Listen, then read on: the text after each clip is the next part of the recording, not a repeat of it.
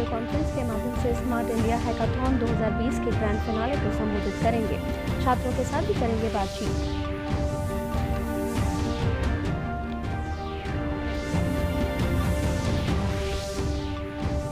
भारत ने कोविड-19 टेस्टिंग में 6 लाख से अधिक नमूनों की जांच कर हासिल किया नया मुकाम। रोहतक PGI-MS में वैक्सीन कोवैक्सीन के पहले चरण में शामिल लोगों को दी दूसरी डोज।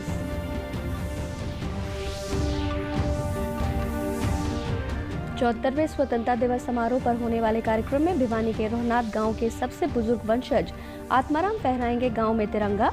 मुख्यमंत्री ने रोहनाथ फ्रीडम ट्रस्ट की बैठक में लिया निर्णय।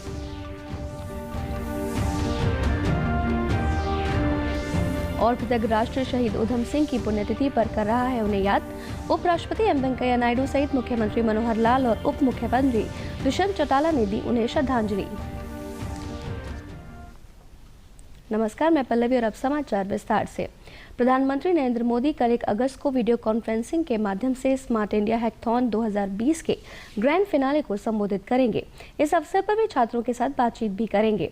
स्मार्ट इंडिया हैकाथॉन एक राष्ट्रव्यापी पहल है जो छात्रों को हमारे दैनिक जीवन में आने वाली बड़ी समस्याओं को हल करने के लिए एक मंच प्रदान करता है और इस प्रकार उत्पाद नवाचार की संस्कृति को बढ़ावा देता है, समस्या को सुलझाने की मानसिकता विकसित करता है। ये युवा दिमाग में जरा हटकर सोचने को बढ़ावा देने में बेहद सफल साबित हुआ है। स्मार्ट इंडिया हैकाथॉन 2017 के पहले संस्करण में 42,000 छात्रों की भागीदारी देखी गई, जो 2018 में बढ़कर 1 लाख और 2019 में 2 लाख के पार हो गई। स्मार्ट इंडिया हैकाथॉन 2020 के पहले दौर में 4.5 लाख से अधिक छात्रों ने भाग लिया। इस वर्ष सॉफ्टवेयर संस्करण का ग्रैंड फिनाले पूरे देश में सभी प्रतिभागियों को एक विशेष रूप से निर्मित उन्नत प्लेटफॉर्म पर एक साथ जोड़कर ऑनलाइन आयोजित कर रहा है। 37 केंद्रीय सरकारी विभागों, 17 राज्य सरकारों और 20 उद्योगों की 243 समस्याओं को हल करने के लिए 10,000 से अधिक छात्र प्रतिस्पर्धा कर रहे हैं। कोरोना के खिलाफ जंग में भारत को लगातार सफलताएं मिल रही हैं। स्वास्थ्य मंत्रालय की ओर से जारी ताज़ा आंकड़ों के मुताबिक पिछले 24 घंटों में देश भर में कोरोना संक्रमण से 37,223 मरीजों को ठीक होने में सफलता मिली है। देश भर में मरीजों की ठीक होने की दर बढ़कर 64.54% पहुंच गई है। देश भर में अब तक 10,57,805 मरीजों ने कोरोना संक्रमण को मात देने में सफलता पाई है। मृत्यु दर घटकर 2.18% है। भारत ने कोविड-19 टेस्टिंग में एक नया मुकाम हासिल कर लिया है। पिछले 24 घंटों में देश भर में रिकॉर्ड 6,42,000 से ज्यादा कोविड-19 के नमूनों की जांच की गई। देश में कोरोना की स्थिति और टेस्टिंग क्षमता को लेकर मंत्री समूह ने आज समीक्षा बैठक की। बैठक के दौरान केंद्रीय स्वास्थ्य मंत्री डॉक्टर हर्षवर्धन ने बताया कि पिछले 1 महीने में सरकार ने अपनी नीतियों से कोरोना के खिलाफ कई कामयाब कदम उठाए हैं। इसके साथ ही देश में महामारी से लड़ने के संसाधन भी बढ़े हैं। पिछले 1 महीने में हमने लगभग 10 मिलियन यानी 1 करोड़ टेस्ट जो है अपने देश में किए हैं और लगातार, क्योंकि ये एक डाटा है जो हमारे मंत्रालय में हम लोग रोज शाम को 7 बजे डेली रिव्यू करते हैं।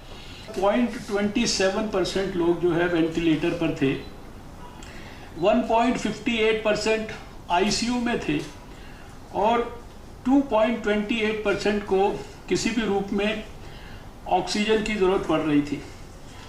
इन सब चीज़ों का आइडिया हमने आपको इसलिए दिया कि पिछले समय में हमने देखा है कि हर चीज़ में हम लोगों की जो कैपेसिटी है, कैपेबिलिटी है, वो बढ़ी है।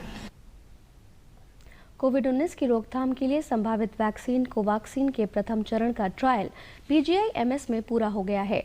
प्रथम चरण में 79 लोगों को वैक्सीन दी गई थी। आज प्रथम चरण में शामिल 3 युवाओं को कोवैक्सीन की दूसरी डोज दी गई। ट्रायल में शामिल किसी भी व्यक्ति पर अब तक वैक्सीन का प्रतिकूल प्रभाव देखने को नहीं मिला है। PGI-MS रोहतक समेत देश भर के 4 चिकित्सा संस्थानों में कुल 375 लोगों को ट्रायल में शामिल किया गया। प्रथम चरण में 18 वर्ष से 55 वर्ष के लोगों को शामिल किया गया। PGI-MS रोहतक में ट्रायल के लिए फार्माकोलॉजी विभाग की प्रोफेसर डॉक्टर सविता वर्मा को प्रिंसिपल इन्वेस्टिगेटर की जिम्मेदारी दी गई है। लोगों को रिक्रूट करना था, लेना था और आज हमारा वो ऑल ओवर इंडिया टारगेट पूरा हो गया है। फेज 1 में हमारे 375 पार्टिसिपेंट्स की एनरोलमेंट कंप्लीट हो चुकी है और आज से हमारे यहाँ सेकेंड डोज लगनी थी, तो 3 वॉलंटियर्स जो जिनको हमने सबसे पहले 17 तारीख को वैक्सीन लगाई थी, आज उनकी सेकेंड डोज का दिन था, तो हमने उन 3 वॉलंटियर्स को सेकेंड डोज भी लगा दिया और ये सभी लोग तंदुरुस्त हैं और किसी में किसी भी तरह का साइड इफेक्ट नहीं आया है। अब तक पीजीआई में 79 लोगों को फर्स्ट डोज लग चुकी है और 3 लोगों को सेकेंड डोज लग चुकी है। ऑल ओवर इंडिया में 375 फेज़ 1 में कंप्लीट करने थे, वो हम लोगों ने आज एनरोल कर लिए और फर्स्ट डोज जो वैक्सीन की है वो हम लोगों ने लगा दी है। सेकेंड फेज़ हमें उम्मीद है कि फर्स्ट वीक ऑफ सितंबर में शुरू हो जाएगा और मैं वॉलंटियर से उम्मीद करूँगा और उनसे रिक्वेस्ट भी करूँगा कि हमारी पीजीआई में इसकी जो हेल्पलाइन है उस भिवानी जिले के रोहनाथ गांव के सबसे बुजुर्ग वंशज आत्माराम 74वें स्वतंत्रता दिवस समारोह पर आयोजित कार्यक्रम में अपने गांव में तिरंगा फहराएंगे। ये निर्णय कल मुख्यमंत्री मनोहर लाल की अध्यक्षता में आयोजित हुई रोहनाथ फ्रीडम ट्रस्ट के गवर्निंग ट्रस्टीज की पहली बैठक में लिया गया।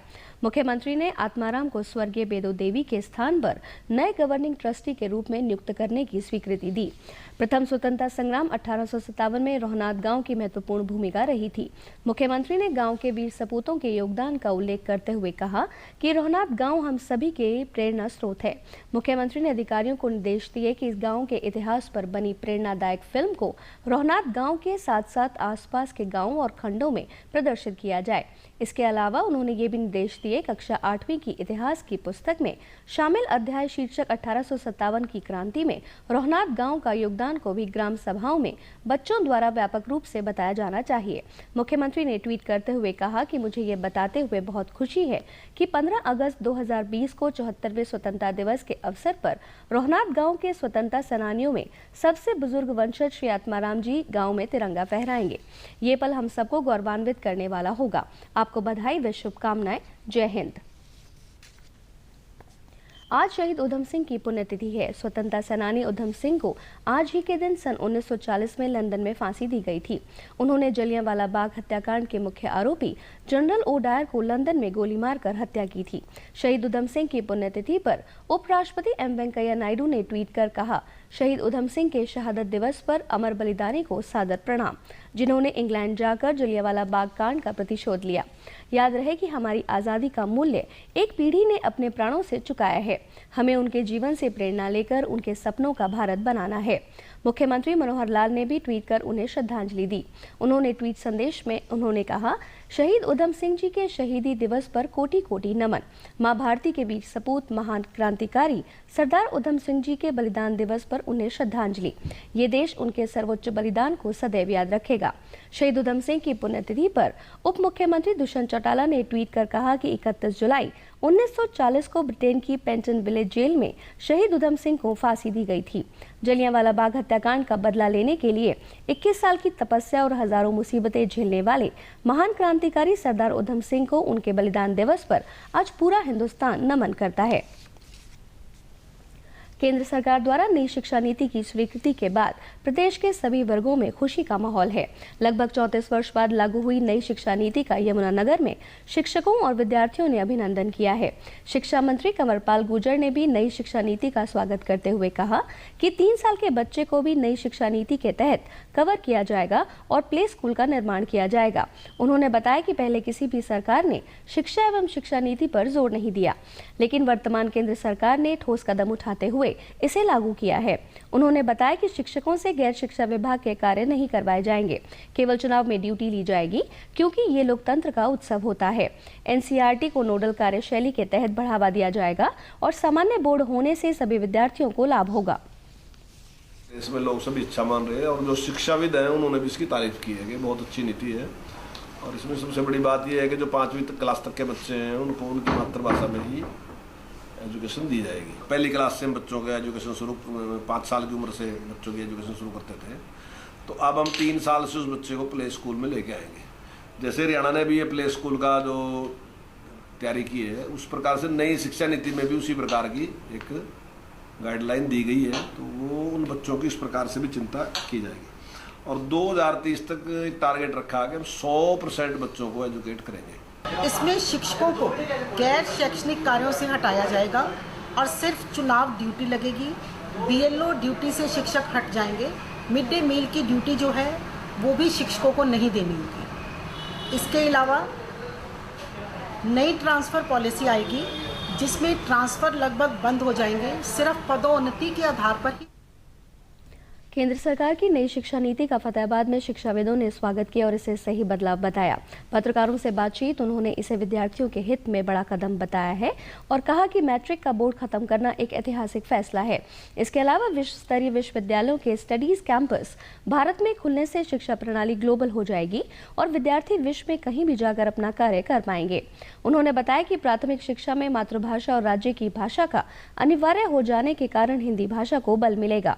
उन्होंने कहा कि केंद्र सरकार बधाई की पात्र है जिसने मानव संसाधन विकास मंत्रालय का नाम बदलकर शिक्षा मंत्रालय करके इसको और सरल बना दिया है। शिक्षा नीति के तहत मातृभाषा को बढ़ावा मिलेगा, जो हमारे लिए गर्व और शान की बात है। और इस शिक्षा नीति में हर विद्यार्थी को अगर वो किसी कारणवश अपनी पढ़ाई बीच में छोड़ देता है तो उसको, अगर 1 साल के बाद छोड़ता है तो उसको सर्टिफिकेट कोर्स, 2 साल के बाद छोड़ता है तो उसको डिप्लोमा का सर्टिफिकेट ज़रूर मिलेगा। और विद्यार्थियों के लिए जो शिक्षा के क्षेत्र का जो विस्तार है इस शिक्षा नीति में देखने को मिलेगा। दूरदर्शन हिसार के केंद्र अध्यक्ष प्रताप सिंह आज सेवानिवृत्त हो गए। इस मौके पर आयोजित विदाई समारोह में दूरदर्शन केंद्र हिसार के सभी अधिकारियों और कर्मचारियों ने उन्हें पुष्पमाला पहनाकर भावभीनी विदाई दी। इसके अलावा वे आज दूरदर्शन अनुरक्षण केंद्र पिलानी के कार्यालय अध्यक्ष की जिम्मेदारी से भी सेवानिवृत्त हो रहे हैं। समारोह के दौरान उपस्थित कर्मचारियों ने उनके कार्यकाल में किए गए कार्यों को याद कर उनके उज्जवल भविष्य की कामना की। आज़ाद हिंद फौज में सभी सैनिकों ने देश को आज़ाद करवाने के लिए अपना अहम योगदान दिया था। उन्हीं सैनिकों में नरवाना के गांव डुमरखां में जन्मे स्वतंत्रता सेनानी कुंदन सिंह भी शामिल थे, जिन्होंने आज़ादी की लड़ाई में अपना अहम योगदान दिया। स्वतंत्रता सेनानी कुंदन सिंह का जन्म 1920 में हुआ। उन्होंने नेताजी सुभाष चंद्र बोस के साथ कंधे से कंधा मिलाकर काम किया और उनके साथ कई देशों की यात्रा की। कुंदन सिंह के पौत्र हरीश शोकन ने बताया कि उनके अंदर देश को आज़ाद करवाने का जुनून था। इसके लिए वे कई दिनों तक भूखे रहे और जंगलों में पेड़ों के पत्तों को खाकर गुजारा किया। वे वर्ष 2004 में राष्ट्रपति प्रतिभा पाटिल और वर्ष 2007 में डॉक्टर APJ अब्दुल कलाम द्वारा सम्मानित किए गए। फौज में चले गए थे, उस टाइम द्वितीय विश्व युद्ध चला हुआ। वहाँ उन्होंने अंग्रेजों के खिलाफ लड़ाई लड़ी और सुभाष चंद्र बोस के साथ कंधे से कंधा मिलाकर काम किया। एक महीने पैदल चले और भूखे रहे, प्यासे रहे। कई बार पेड़ों के पत्ते खाकर हमने अपने भूख को मिटाया था। पानी में चले, दिन रात चलते रहे। 2004 में भी और 2007 में भी तो हमारे माननीय राष्ट्रपति APJ अब्दुल कलाम जी से भी मिले थे और उनसे पहले डॉक्टर प्रतिभा पाटिल जी से भी मिले थे। प्रदेश से जुड़ी खबरों को विस्तार से जानने के लिए आप हमारे साथ फेसबुक, ट्विटर और यूट्यूब के माध्यम से भी जुड़ सकते हैं। हमसे जुड़ने के लिए आप हमारे सोशल मीडिया हैंडल को फॉलो कर सकते हैं। उप मुख्यमंत्री दुष्यंत चौटाला ने गुरुग्राम से वर्चुअल के जरिए यमुनानगर के गांव खुर्दपन की ग्राम सभा को प्रदेश की पहली ई ग्राम सभा के तौर पर शुरुआत की। उन्होंने कहा कि ग्रामीण क्षेत्रों को प्रगति की ओर ले जाने के लिए ई ग्राम सभा बेहद कारगर साबित होगी। वर्चुअल तरीके से आयोजित ग्राम सभाओं में गांव का कोई भी सदस्य अपने सुझाव रख सकता है। उप मुख्यमंत्री ने कहा कि स्वतंत्रता दिवस 15 अगस्त तक सभी ब्लॉक कम से कम अपने एक गाँव की डिजिटल ग्राम सभा का आयोजन करें, जिससे हम राष्ट्रपिता महात्मा गांधी के सपने ग्राम स्वराज को साकार करने की ओर कदम रखेंगे। और अंत में इस बुलेटिन के मुख्य समाचार एक बार फिर। प्रधानमंत्री कल वीडियो कॉन्फ्रेंस के माध्यम से स्मार्ट इंडिया हैकाथॉन 2020 के ग्रैंड फिनाले को संबोधित करेंगे। छात्रों के साथ भी करेंगे बातचीत।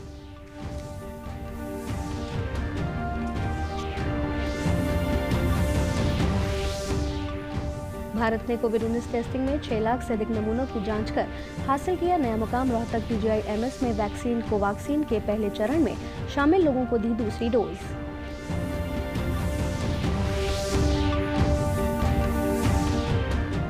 चौहत्तरवें स्वतंत्रता दिवस समारोह पर होने वाले कार्यक्रम में भिवानी के रोहनाथ गांव के सबसे बुजुर्ग वंशज आत्माराम फहराएंगे गांव में तिरंगा। मुख्यमंत्री ने रोहनाथ फ्रीडम ट्रस्ट की बैठक में लिया निर्णय।